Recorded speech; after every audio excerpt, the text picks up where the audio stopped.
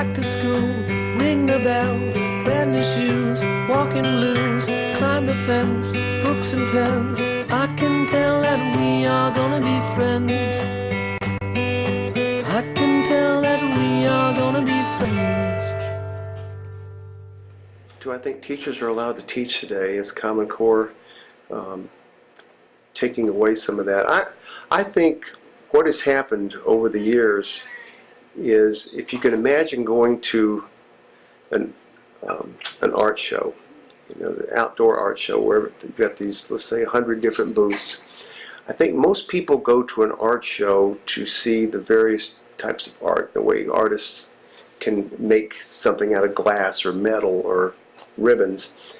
And that used to be teaching. Teaching used to be an art form to a large degree. You got to take teaching techniques, put them into your very unique personality, and then reach as many kids as you can in as many ways you can. So we were artists. Now, if you can imagine going to the same art show, and after the 4th or 5th booth, you're noticing that you're seeing the same art. It's the same glass bottles. It wouldn't take us more than 5 or 6 trips down that aisle to say, this is all the same. I'm out of here. And I think that's what we've done to teaching. We are insisting today that teachers actually, that a group of 5 kindergarten teachers be on the same page at the same time with their kindergarten kids. We've forgotten that kids are individual. They come with their own standards, and you have to reach them where they are and move them forward. And every teacher will have different kids. So we have taken teaching and we have kind of turned it into a huge cookie cutter.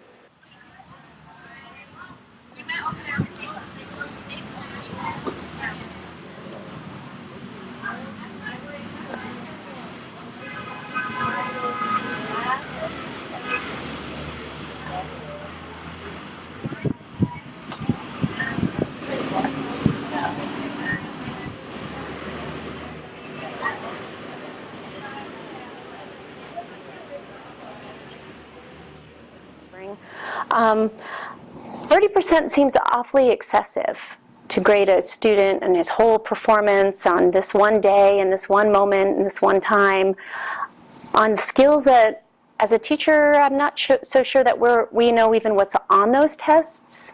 We're usually not allowed to look at the tests. The students aren't allowed to give us feedback on what's on the tests. So, you know, it's really kind of a shot in the dark. 30% pass or fail, shot in the dark. My position on a 30% grade requirement is that it's not necessary.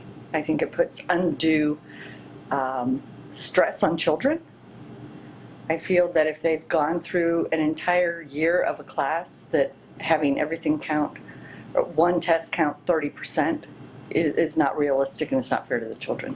I mean, testing, putting end of course tests for kindergarten, 1st and 2nd graders on everything that they do, again, puts stress on children. Do we really want to test them on their music class? Can they not have any fun? Do we want to make this about everything you do will be tested? Or do we want to give them an opportunity to have outlet and feel free to do something fun in school that I believe would then make them more interested in school? I think long term this might have some detrimental effects, that if everything is tested, I think that core subjects, I get it. But everything a child does, I think is unacceptable. The problem comes when we try to measure whatever the standards. And it's the high stakes measurements that create most of the problems in our classrooms today. So much rests on one exam, and because it rests on one exam, it makes it nearly impossible to meet the kind of standards that I'm talking about. So it really is it's a setup for failure for a lot of kids that don't test well. You know, nowhere that I know of where, I mean, if you take a driver's test and you don't pass it, no one says you can't drive an automobile the rest of your life now. You know that you've got to go back and study and retake the driver's test. I don't know why that wouldn't be true here. We want kids to demonstrate they understand the knowledge, and if on Monday they take the test and they don't do as well and they say I could do better, a retake, I would have no problem with somebody taking a retake.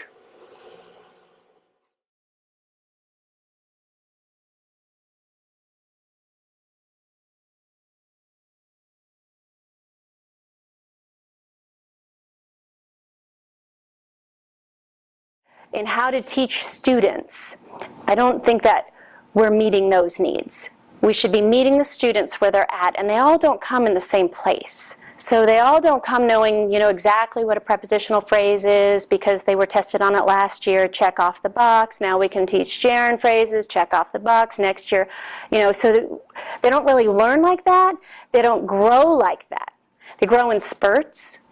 So we're testing them in a particular, to be at a certain level, and they're maybe, out of the box, below the box, but when are they in the box? At any particular time they may be at a different location than what we're actually testing them on. And it gets frustrating because in my classroom I want to see that I can know where the kids are at, my students, and then I can hopefully help them grow from where they're at to a higher place. That's my job as a teacher, not to get them to an arbitrary place according to some standardized test, according to some legislator who he felt like 11th grade students or 10th grade students should be.